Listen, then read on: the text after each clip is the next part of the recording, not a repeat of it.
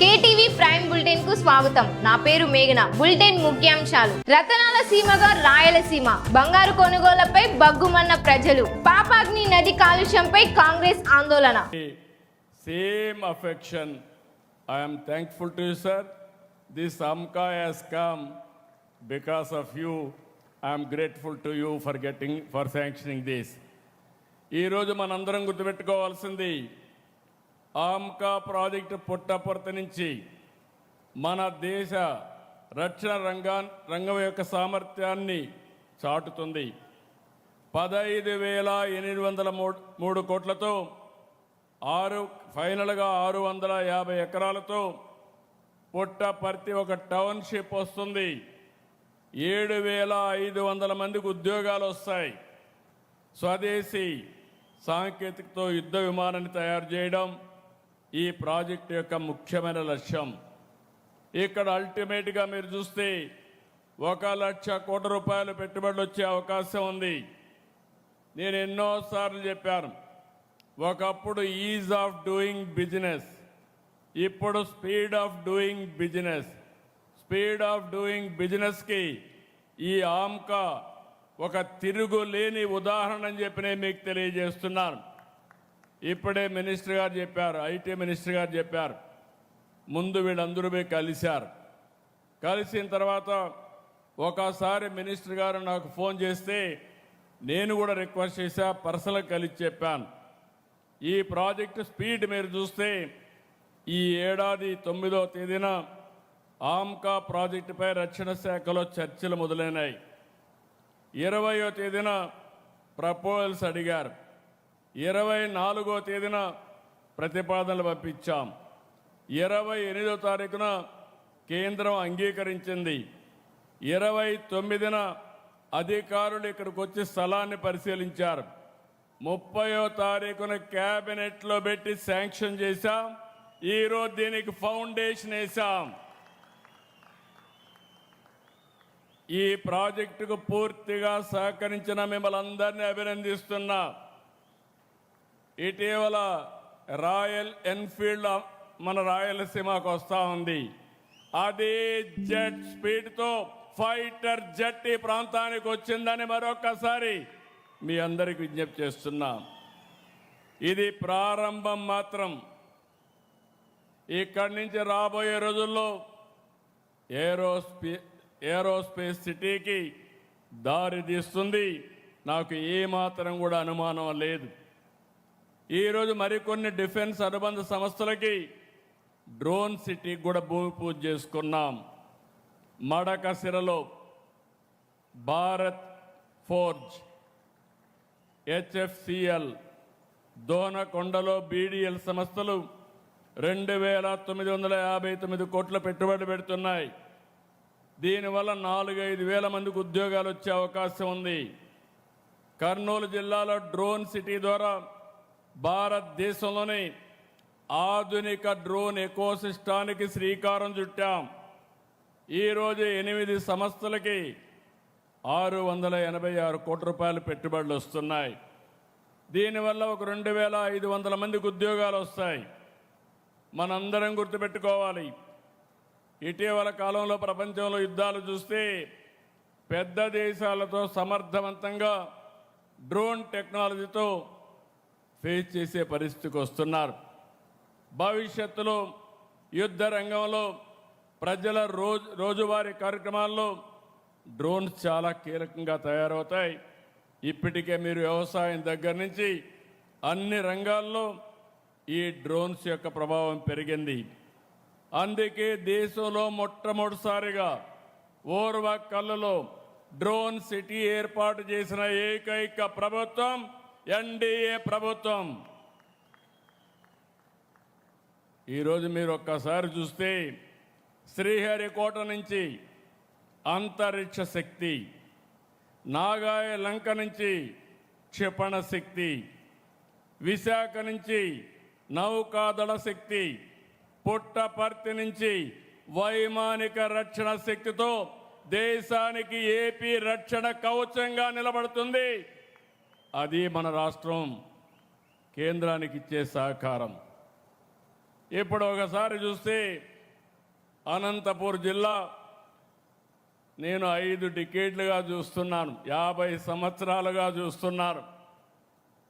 ఒకప్పుడు రాయలసీమ అంటే రతనాల సీమ. శ్రీకృష్ణదేవరాయల కాలంలో వీధుల్లో వజ్రాలు రత్నాలు రాసులుగా పోసి అమ్మేవారిని చరిత్ర చెబుతుంది. ఇది మన ప్రైడ్. అలాంటి రాయలసీమలో అనంతపురం జిల్లాలో ఒక దశలో ఎడారిగా మారిపోయింది. ఈ ప్రాంతంలో నేను కష్టాలు చూశాను. ఒకసారి కరువు వస్తే నీళ్లు లేకపోతే, పశువులను కూడా మేపలేకపోతే ఇక్కడ పశువుల కోసం క్యాంపులు పెట్టి ఆ రోజు ఆ గడ్డి కూడా ఎక్కడి నుంచో తీసుకొచ్చాం.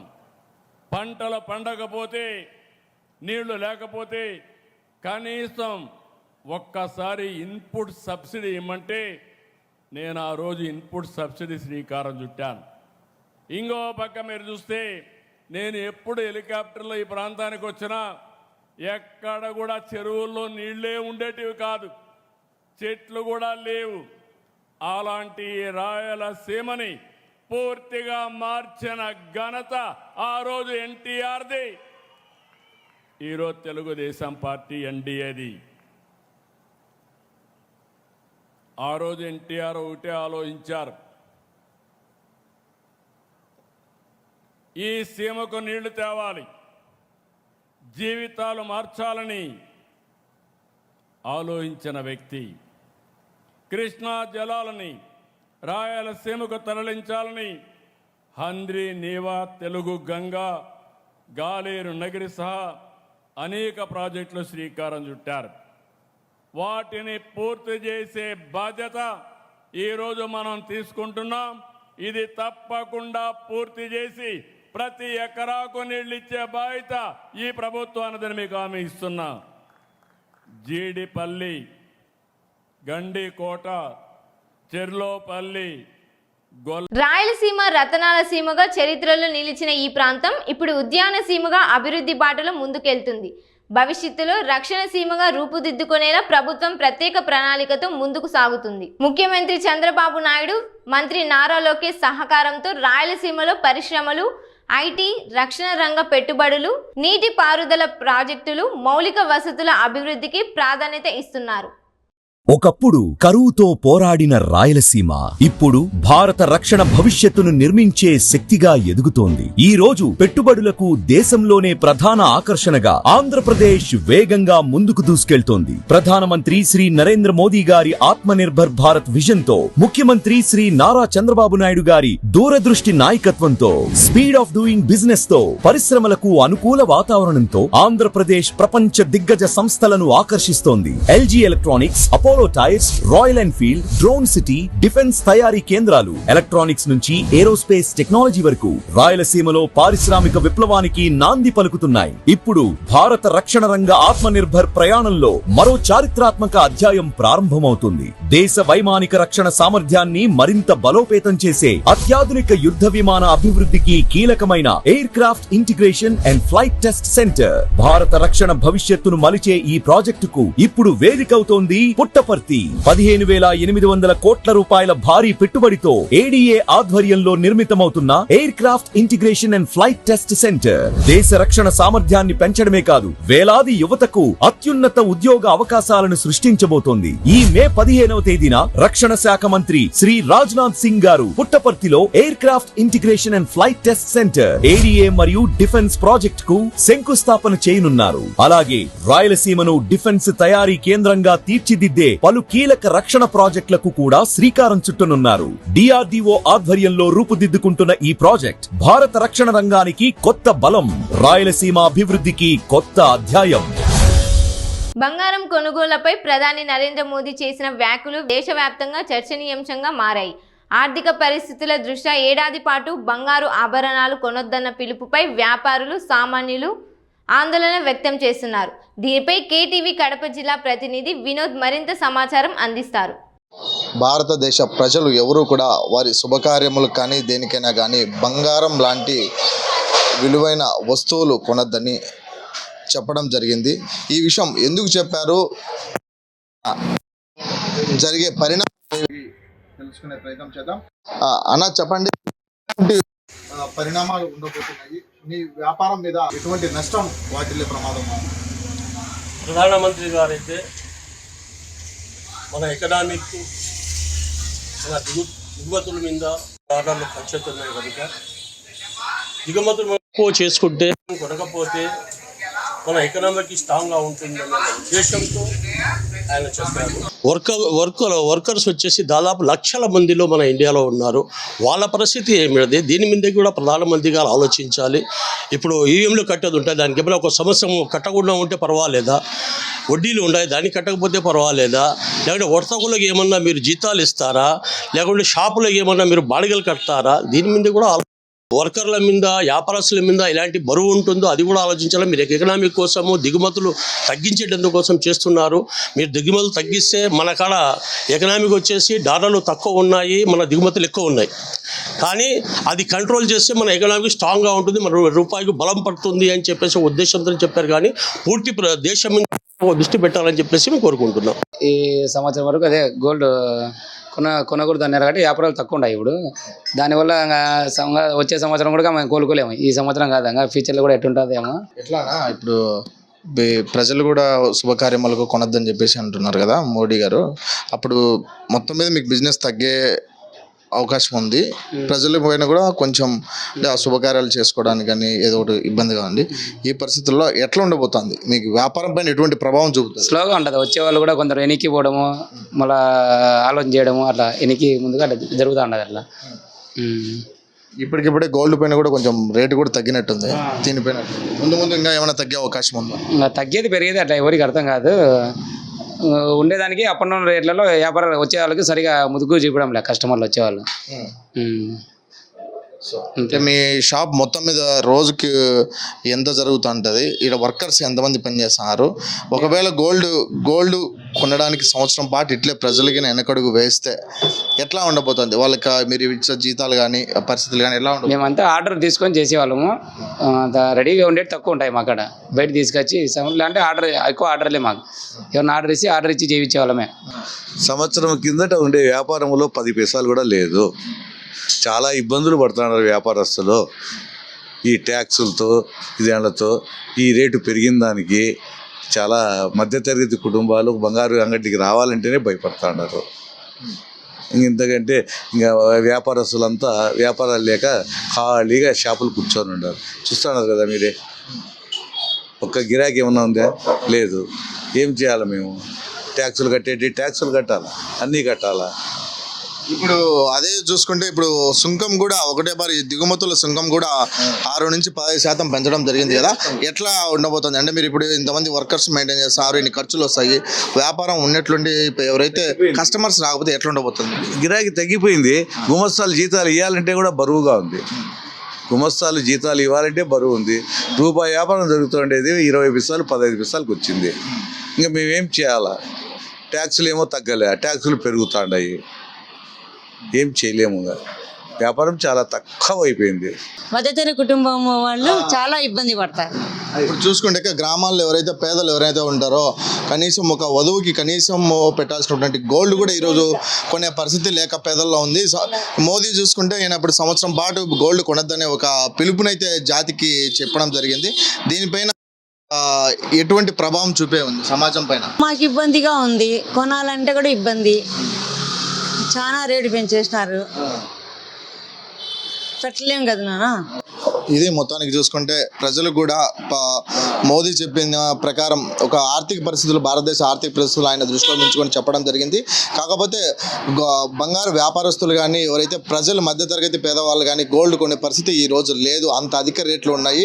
గోల్డ్ రేటు తగ్గిస్తే కొంచెం మధ్యతరగతి పేద కుటుంబాలు కూడా బంగారు శుభకార్యాలకు కొనే అవకాశం ఉంటుందని చెప్తున్నారు. అదేవిధంగా చూసుకుంటే వ్యాపారస్తులు కూడా వాళ్ళ యొక్క వర్కర్లని కానీ వాళ్ళ యొక్క మెయింటెనెన్స్ ఖర్చులు కానీ వాళ్ళ షాపుల పైన తీసుకున్న లోన్ ఈఎంఐలు కానీ కట్టుకోవడానికి పరిస్థితి అనేది దారుణంగా ఉండబోతుందని, దీనికి ప్రత్యామ్నాయ మార్గాలు చూపాల్సిన కనీస బాధ్యత కేంద్ర ప్రభుత్వాలపైన ఆధారపడి ఉందని ఈ సందర్భంగా చెప్పుకొచ్చారు.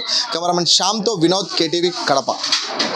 జిల్లా వేంపల్లిలో పాపగ్ని నది కాలుష్యంపై కాంగ్రెస్ నేతలు నిరసన చేపట్టారు. పంచాయతీ అధికారులు నది తీరాన్ని చెత్త డంపింగ్ యార్డ్ గా మార్చడంతో 18 గ్రామాల తాగునీరు కలుషితం అవుతుందని ఆరోపించారు. పులివెందుల కాంగ్రెస్ ఇన్ఛార్జ్ ధృవకుమార్ రెడ్డి, మాజీ ఎంపీ తులసిరెడ్డి ఆధ్వర్యంలో జరిగిన ఆందోళనలో పాలకుల నిర్లక్ష్యాన్ని తీవ్రంగా తప్పుపట్టారు. వెంటనే చెత్త తొలగించి పారిశుద్ధ చర్యలు చేపట్టాలని డిమాండ్ చేశారు. లేకపోతే కాంగ్రెస్ ఆధ్వర్యంలో పెద్ద ఎత్తున ఉద్యమాలు చేపడతామని హెచ్చరించారు. కడప జిల్లా పులివెందుల నియోజకవర్గంలోని మేజర్ పంచాయతీ అయినటువంటి వేంపల్లె గ్రామ పంచాయతీలో ఉన్నాం. వేంపల్లెలోని పాపాగ్ని నది తీరాన నది మొత్తం ఏ విధంగా తయారైందో చూస్తే అర్థమవుతుంది. మొత్తం పంచాయతీ సిబ్బంది మొత్తం చెత్త అంతా ఇక్కడికి తీసుకువచ్చి వేయడం జరుగుతుంది. చనిపోయిన జంతువులను, కుళ్ళిపోయిన చెత్తను అంతా ఇక్కడే వేయడం జరుగుతుంది. ఇంతకుముందుకే మేము హెచ్చరించడం జరిగింది. తులసిరెడ్డి గారి ఆధ్వర్యంలో మేము ఈఓ గారిని, ఎండిఓ గారిని కలిసి కూడా లాస్ట్ మంత్ చెప్పడం జరిగింది. అయినా కూడా వాళ్ళు యథామామూలుగా మళ్ళీ ఇక్కడే తెచ్చి వేస్తున్నారు. ఇదేమంటే ఎవరో నాయకులంట భూమి ఆక్రమించుకోవాలంట, ఇదంట అదంట అని చెప్తున్నారు. వేంపల్లె ప్రజానికం కోసం మేము పాటుపడుతున్నాం. వేంపల్లె ప్రజానికానికి ఈ చెత్త కుళ్ళిపోవడం వల్ల ఈ నదిలో నుంచి నీరు కలుషితమై, గాలి కలుషితమై వేంపల్లె ప్రజానికం అంతా కూడా అనారోగ్య పాలగా గురి కావడం జరుగుతుంది. దీనికి ప్రాతినిధ్యం వహిస్తున్న ఎమ్మెల్యే గారు వైఎస్ జగన్మోహన్ రెడ్డి గారు ఇదే నియోజకవర్గానికి చెందినవారు. ఇదే ఎంపీ, కడప ఎంపీ గారు ఇదే నియోజకవర్గానికి చెందినవారు. ఇదే టీడీపీ ఎమ్మెల్సీ రామ్ గోపాల్ రెడ్డి గారు ఇదే ప్రాంతానికి చెందినవారు, ఇదే నియోజకవర్గానికి చెందినవారు. అదేవిధంగా 2 మాజీ ఎమ్మెల్సీలు కూడా ఇక్కడ ఉండడం గమనార్హం. ఒకరు బీటెక్ రవి గారు, మరొకరు సతీష్ రెడ్డి గారు. మనం అందరం కూడా సిగ్గు తెచ్చుకోవాలా. మన ఊరు, మన అభివృద్ధి, మన ప్రాంతం కోసం పాటుపడుతున్నటువంటి 8-10 వయసులో ఉన్నటువంటి తులసిరెడ్డి గారిని చూసి మనం అందరం సిగ్గుపడి మన ప్రాంత అభివృద్ధి కోసం, మన నేటి తరాల కోసం ఈ చెత్తను పరిశుభ్రం చేసే విధంగా మనం అంతా దోహదపడాలా. ఇక్కడ ఉన్నటువంటి అధికారులు రాజకీయ నాయకులకు తొత్తులుగా అయ్యి, రాజకీయ నాయకులు అధికారులు లెక్కలు పంచుకునే శ్రద్ధ, పరిశుద్ధమైన పని లేకపోవడం సిగ్గుచేటని హెచ్చరిస్తున్న కాంగ్రెస్ పార్టీ పక్షాన దీనిని మీరు వెంటనే జేసీబీలు పెట్టి ఇక్కడ నుంచి తరలించకపోతే మీ అందరినీ కూడా ఉపేక్షించేది లేదు. మీ అందరి మీద చర్యలు తీసుకునేంత వరకు మేము పోరాడుతూనే ఉంటామని హెచ్చరిస్తున్నా. జై కాంగ్రెస్, జై జై కాంగ్రెస్. కడప జిల్లా ప్రొద్దుటూరు పట్టణంలోని సినీ హబ్ సమీపంలో ఎర్రగుంట్ల రోడ్డులో కోహినూర్ మండి రెస్టారెంట్ ను ఘనంగా ప్రారంభించారు. టీడీపీ, వైసీపీ నాయకులు కలిసి రెస్టారెంట్ ను ప్రారంభించారు. ఈ సందర్భంగా కొనిరెడ్డి శివచంద్రారెడ్డి మాట్లాడుతూ కోహినూర్ రెస్టారెంట్లో రుచికరమైన వంటకాలు అందుబాటులో ఉంటాయని తెలిపారు. ప్రజలు ఈ రెస్టారెంట్ ను సద్వినియోగం చేసుకోవాలని కోరారు. కార్యక్రమంలో Sri Chaitanya school AGM Nagireddy, oil mill Kaja, Rajeshwar Reddy, Jabivulla తదితరులు పాల్గొన్నారు.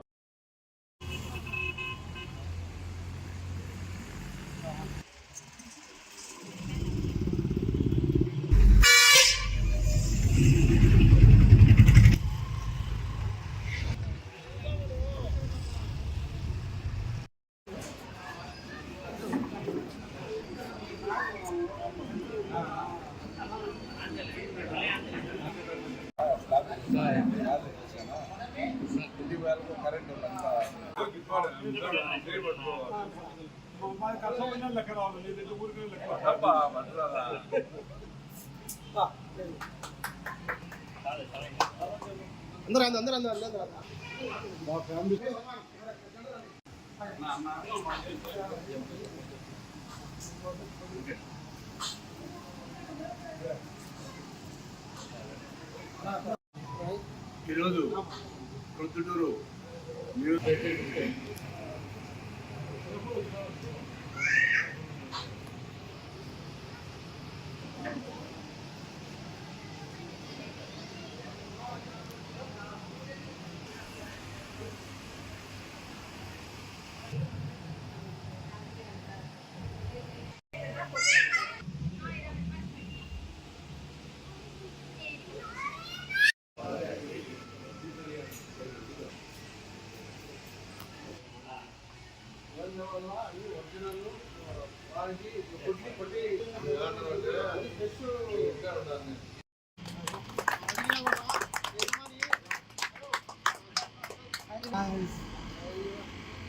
సైడ్ తిరుగునా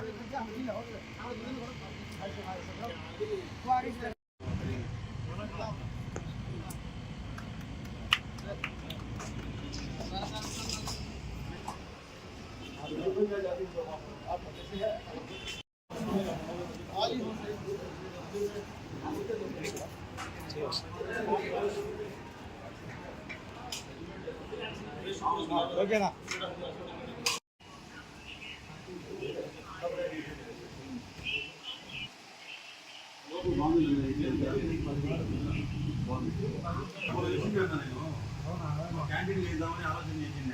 నియోజకవర్గంలో కొత్తపల్లె గ్రామ పంచాయతీలో కోహినూరు వజ్రం లాంటి కోహినూరు డాబా సోదరుడు ఈరోజు మా చేతుల మీద రాజేశ్వరి రెడ్డి చేతుల మీద మా చేతుల మీద ఓపెన్ చేయించడం చాలా సంతోషకరమైనటువంటి విషయం.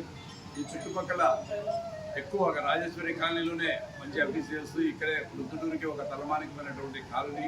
ఈ కాలనీలో ఇంత స్టార్గా బాగా అందరికీ ఆరోగ్యంగా ఉండాలా, మంచి సౌకర్యం ఉండాలనే సదుద్దేశంతోనే మంచి ఆలోచనతోనే ఇక్కడ ఓపెనింగ్ చేయడం చాలా సంతోషకరమైనటువంటిది.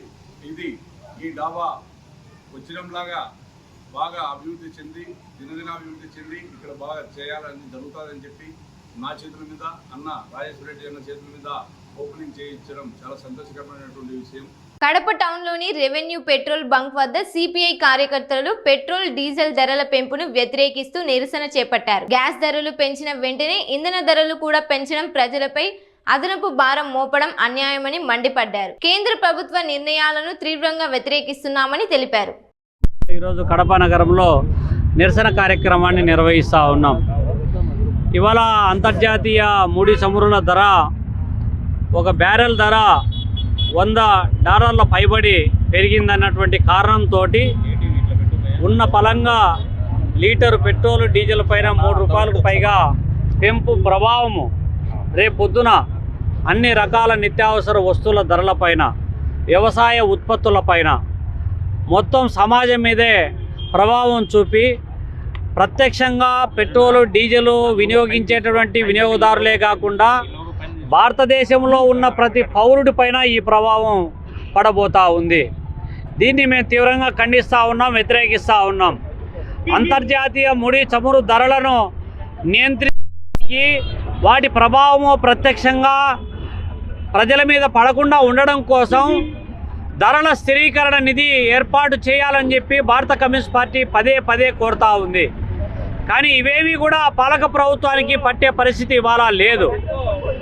దేశంలో ముడి చమురు ధరల ప్రభావము ఇవాళ ప్రతి రోజు కూడా 1000 కోట్ల రూపాయల అదనపు భారం పడతా ఉంది. దీన్ని ప్రభుత్వం భరించలేని స్థితికి నెట్టివేయబడింది. కాబట్టి అనివార్యంగా ఇవాళ ప్రజలపైన మోపుతున్నామని చెప్పి ప్రభుత్వం కప్పిపుచ్చుకోవడానికి ప్రయత్నం చేస్తూ ఉంది. ఇవాళ దిగుమతుల ప్రభావము భారతదేశం యొక్క ఆర్థిక వ్యవస్థ పైన పడుతుంది.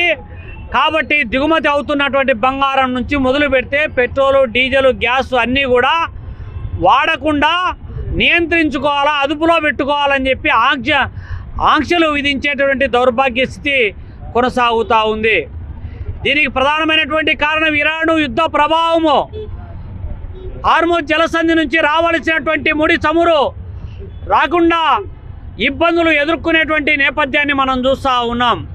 దీనికి ప్రత్యామ్నాయంగా రష్యా నుంచి 89% ముడి చమురు దిగుమతి చేసుకున్నటువంటి ప్రభావం వల్ల అధిక ధరకు కొనుగోలు చేయాల్సినటువంటి పరిస్థితి కొనసాగడం ఒక భాగం అయితే, మనము భారతదేశము ముడి చమురును ఏ దేశం నుంచి దిగుమతి చేసుకోవాలా, ఎప్పుడు దిగుమతి చేసుకోవాలా, ఏ మోతాదులో దిగుమతి చేసుకోవాలని అమెరికా వాడు చెప్తే వాడి కనుసన్నల్లో భారత ప్రధానమంత్రితో సహా ఈ పాలక వర్గము అనుసరించేటువంటి దౌర్భాగ్య స్థితి. భారతదేశం యొక్క సార్వభౌమత్వము, ఆర్థిక స్వావలంబనను అమెరికా పురవీధుల్లో తాకట్టు పెడతా ఉంటే ఏ విధంగా చూస్తూ ఊరుకోవాలో ఒక్కసారి ఆలోచన చేయాల్సినటువంటి అవసరం ఉంది. చాలామంది చెప్తూ ఉంటారు, పనిని చేయనటువంటి వాళ్ళు, పనిని గౌరవించినటువంటి వాళ్ళు, పని బాట లేని పనికిమాలిన విధవలు, బొచ్చలేసుకొని నిక్కర్లు వేసుకొని ఊతకర్ర ఊదుకుంటూ తిరిగేటటువంటి వాళ్ళందరూ చెప్తా ఉన్నారు, యుద్ధం చేయండి, గలాట పడండి, పొరుగు దేశాలలో యుద్ధం జరుగుతూ ఉంటే మేము ఆనందిస్తామని పైశాచిక ఆనందం పొందే శ్రమకు వ్యతిరేకమైనటువంటి వర్గం ఎవరైతే ఉన్నారో వాళ్ళు చెప్తూ ఉంటారు. కానీ ఇవాళ యుద్ధ ప్రభావం భారతదేశం పైన ఏ విధంగా ప్రత్యక్షంగా పడతా ఉందో మనకు అర్థం అవుతా ఉంది. కాబట్టి ప్రపంచంలో మారుమూల ఎక్కడైనా సరే యుద్ధ ప్రభావము ఇవాళ భారతదేశంతో సహా ఫేస్ చేస్తున్నటువంటి నేపథ్యంలో భారతదేశ ప్రభుత్వం ఇప్పటికైనా మోడీ ప్రభుత్వం ఆయన చెప్పినటువంటి ఎన్నికల ముందు ఎన్నికల తర్వాత విర్రవీగి మాట్లాడినటువంటి మాటలు ఏమైనా అని చెప్పి మేము అడగదలుచుకున్నాం. ఇప్పటికైనా పెంచిన పెట్రోల్ డీజిల్ ఉంది, ధరల స్థిరీకరణ నిధిని ఏర్పాటు చేసి ధరల ప్రభావం లేకుండా చూడాల్సినటువంటి అవసరం బాధ్యత ఇవాళ నరేంద్ర మోడీ పైన ఉంది. దాన్ని సమర్థించే కూటమి నేతలు కూడా ఈ బాధ్యత గుర్తెరిగి ప్రభుత్వం పైన ఒత్తిడి చేయాలని చెప్పి ఈ సందర్భంగా డిమాండ్ చేస్తా ఉన్నా. కడప జిల్లా మైదుకూరు మండలం ముద్దిరెడ్డిపల్లి శెట్టివారిపల్లె చెరువుల అభివృద్ధి పనులను జిల్లా collector doctor Sridhar Cherukuri MLA Putta Sudhakar Yadav ప్రారంభించారు. జలధార జలహారతి కార్యక్రమంలో భాగంగా సాగునీటి సంరక్షణకు చర్యలు చేపట్టారు. జలమే సంపద అని నీటి సంరక్షణతోనే భవిష్యత్ భద్రత సాధ్యమని కలెక్టర్ తెలిపారు. ఉద్యాన పంటల సాగుతో రైతులు అధిక ఆదాయం పొందవచ్చన్నారు. ప్రభుత్వ పాఠశాలలు మెరుగైన ఫలితాలు సాధిస్తున్నాయని, కార్పొరేట్ స్కూళ్లకు ధీటుగా విద్య అందిస్తున్నాయని పేర్కొన్నారు. కార్యక్రమంలో ఆర్డీఓ చంద్రమోహన్, అధికారులు, రైతులు, ప్రజాప్రతినిధులు పాల్గొన్నారు. మార్చుకుంటే రైతు నిజంగా రాజు అయ్యే అవకాశం ఉంది. సో వీటన్నిటిని చర్చ చేయడానికి ఇప్పుడు మనం జిల్లాలో, రాష్ట్రంలో ఎక్కడ కూడా లేదు, మన జిల్లాలో మన ఎమ్మెల్యే గారు లాంటి వారి అందరి సహకారంతో రైతు పండుగ నిర్వహిస్తున్నాం. 22, 23, 24 తారీఖుల్లో మన కడపలో దేశంలో ఉన్నటువంటి అత్యుత్తమైనటువంటి సైంటిస్టులందరినీ కూడా అక్కడ పిలుస్తున్నాం, కంపెనీలను పిలుస్తున్నాం. అలాగే ఇవాళ రేపట్లో గ్రామాల్లో యువత వ్యవసాయంలోకి వచ్చిన తర్వాత నూతన వరవడి సృష్టిస్తున్నారు, గ్రామాల్లో పండించగలుగుతున్నారు. అటువంటి వాళ్ళందరికీ కూడా ఒక మంచి అవకాశం తీసుకొచ్చేదానికి ఇవాళ agri innovation and horticulture expo మన జిల్లాలో కండక్ట్ చేస్తున్నాం. దయచేసి మీరు అందరూ కూడా రండి. 3 రోజుల పాటు ఉంటుంది, ఎక్విప్మెంట్ ఉంటుంది, తర్వాత సైంటిస్టులు వస్తారు, మాట్లాడతారు. అవన్నీ కూడా మీకు సమయంలో ఉన్నప్పుడు, మీరు దొరికినప్పుడు మీరు వచ్చి దాన్ని పార్టిసిపేట్ చేయవలసిందిగా కోరుతున్నాను.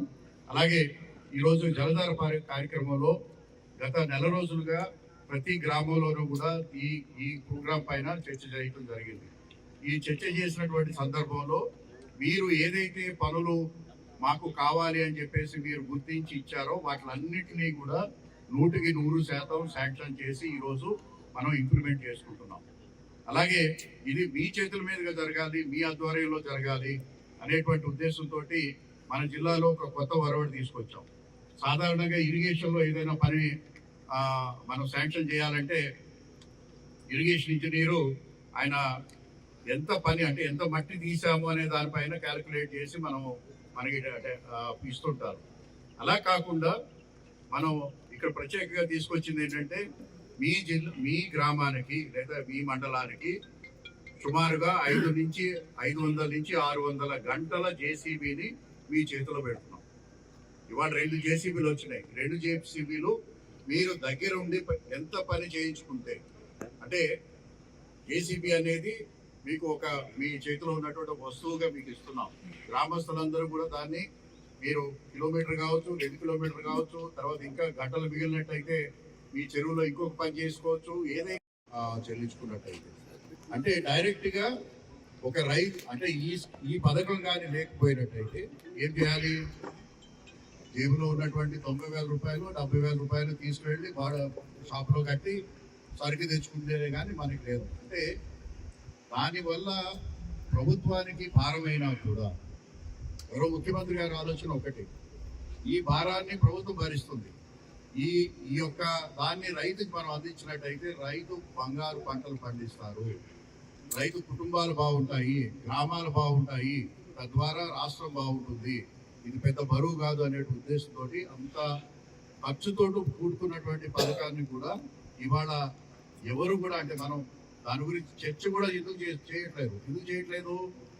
మనం అనుకున్న తరుణంలోనే మన ఇంటికి వచ్చి చేస్తున్నారు కాబట్టి. అదే ఒక 10 మందికి గ్రామంలో 10 మందికి మాత్రమే ఇస్తాము అని ఒక డిమాండ్ క్రియేట్ చేస్తే నాకు కావాలి అంటారు, దాని గురించి మాట్లాడతాం. కానీ అటువంటి పరిస్థితి కూడా లేకుండా ఎవరికైనా కూడా దరఖాస్తు పెట్టుకుంటే వచ్చేటువంటి దాన్ని ఈరోజు ప్రజలందరికీ కూడా ముఖ్యంగా రైతాంగానికి ఈ ప్రభుత్వం తీసుకురావడం జరిగింది. దాన్ని ఉపయోగించుకుంటూ మీరు విభిన్నమైనటువంటి పంటల్ని ఇవాళ మీ అందరికీ కూడా ఒక మాట చెప్పాలి.